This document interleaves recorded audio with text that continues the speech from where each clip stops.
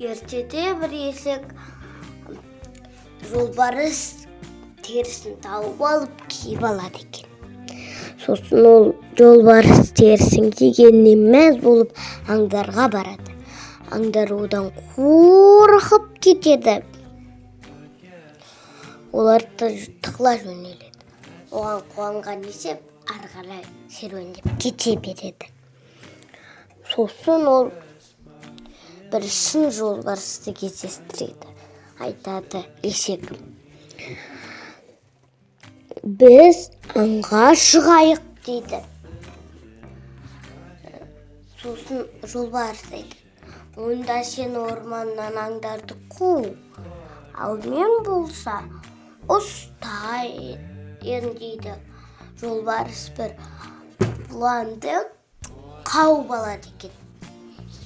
Сосын айтады екен есек: мен бұлан етін жеймін, өйткені мен манақ батырмын.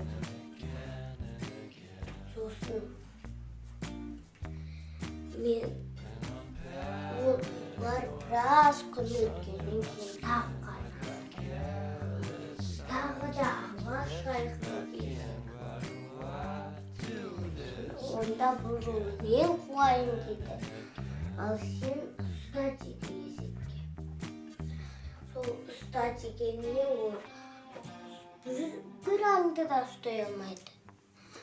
Қоян ұстайын деп қалғанда ол бұтаның арасына кіріп кетеді. Сосын: ал не ұстадың дейді жолбарыс ызалана. Ештеңе ұстай алмадым. Мендей манқан батырлар қоянның етін жемейді дейді. Ал онда не жейсің дейді. Кейде жолбарыс етін жейтін әдетім бар дейді. Оны естіген жолбарыс қашып кетеді.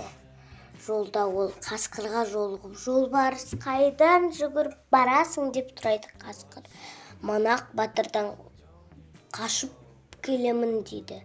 Ол кім дейді.